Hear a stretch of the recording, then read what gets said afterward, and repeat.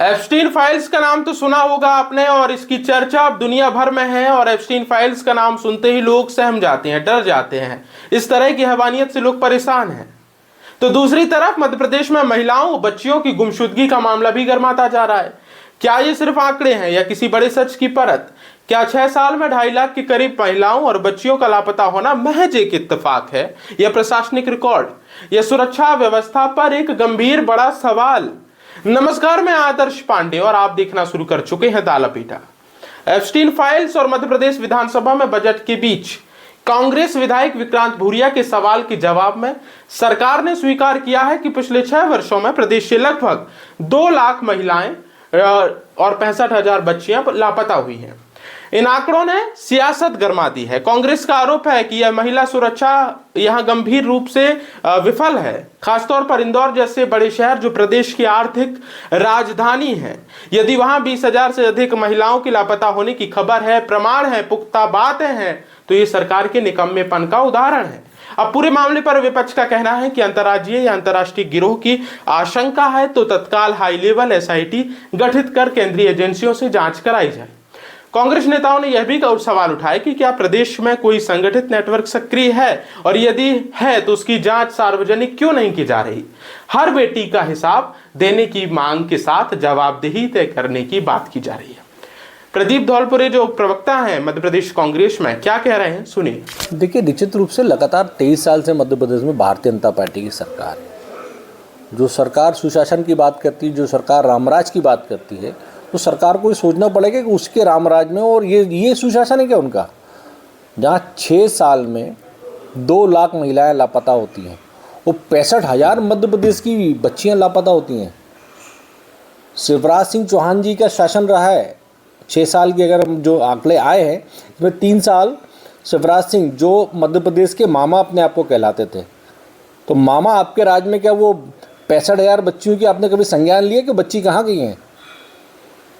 आज वर्तमान में जो मोहन बाबू जो अभिनंदन कराते फिर रहे हैं मुख्यमंत्री जी, उन्होंने कभी इस पर संज्ञान लिया कि आखिर, चूँकि वो गृह विभाग भी उन्हीं के अंडर में है, वो खुद गृह मंत्री भी हैं, और ताजुब तो इस बात का है कि जिस जिले के वो प्रभारी मंत्री हैं, वो इंदौर के प्रभारी मंत्री हैं जो मध्य प्रदेश के मुख्यमंत्री हैं, उन्हीं अभिनंदन बाबू मोहन यादव जी आपके जो प्रभारी जिला है वहाँ से 20,000 महिलाएं लापता हुई हैं।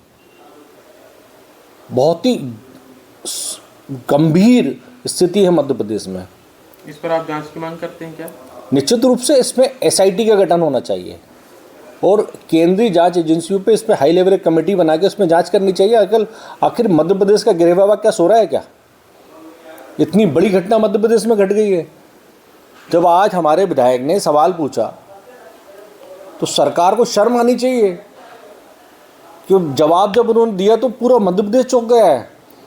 2 लाख महिलाएं मध्य प्रदेश से लापता हैं, 65,000 बच्चियां लापता हैं। शर्म आती है मुझे सरकार पे। इस आंकड़े से क्या स्टेट इंटेलिजेंस का फेलियर है? बहुत बड़ा। देखिए, लॉ एंड ऑर्डर की जो स्थिति आज मध्य प्रदेश में बद से बदतर होती जा रही है।